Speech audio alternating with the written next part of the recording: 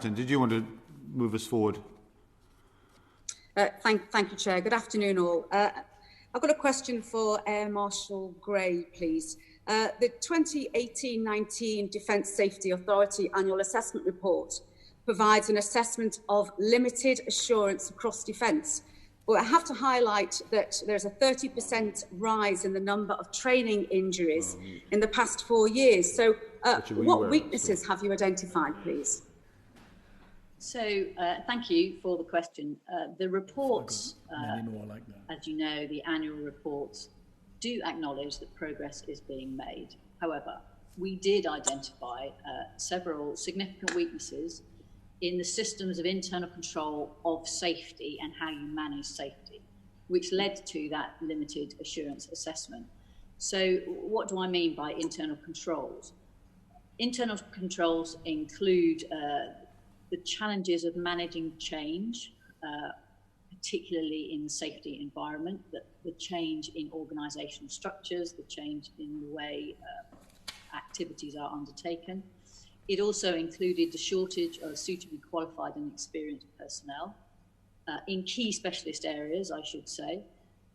It also includes safety management itself, is having that process, having that just culture in place to be able to encourage individuals to be open and honest, and also adequate self-assurance by the main budget holders, but by the TLBs. So, and one of the key aspects was around the safe management of defence infrastructure, which I, as the Director General of the Defence Safety Authority, don't look at, but the Defence Infrastructure Organisation are there to do that on Defence's behalf. Now, none of these in themselves make us unsafe, but when you put them together, we could do better. And therefore, a limited assurance is where we felt at that time. And you may not be surprised to hear that we have written this year's report, and the assessment will probably still be at limited.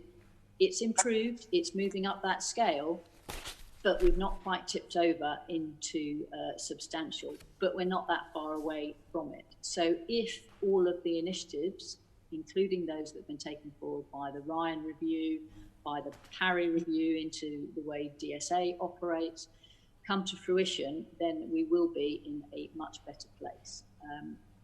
I hope that answers your question.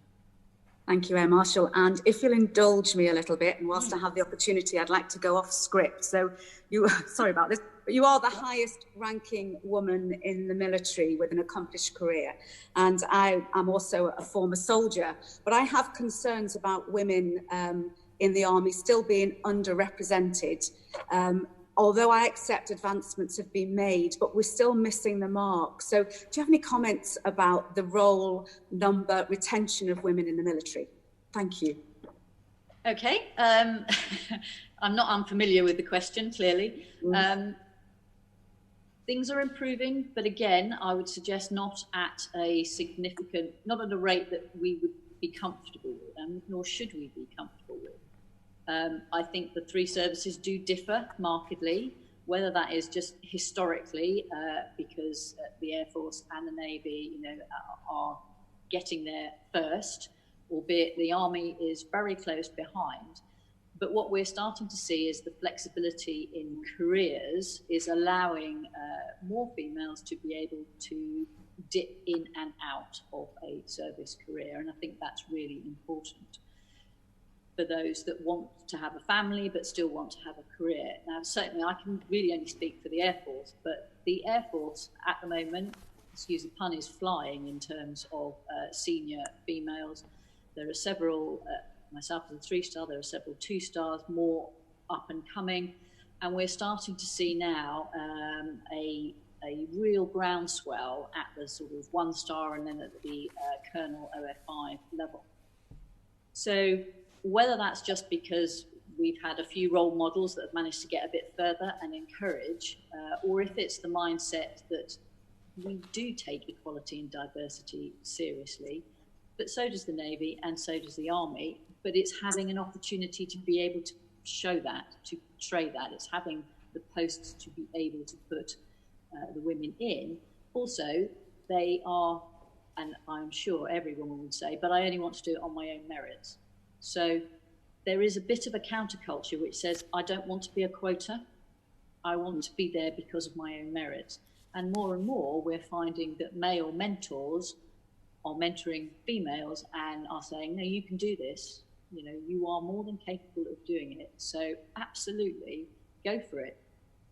And if we get the equality and diversity piece right, which clearly the Ministry of Defence is trying very hard to do, and is putting in place flexible employment, work-life balance, and now, as we've all experienced under COVID, working from home and being able to work very effectively from home, then there is absolutely no reason why women shouldn't continue to prosper in the armed services.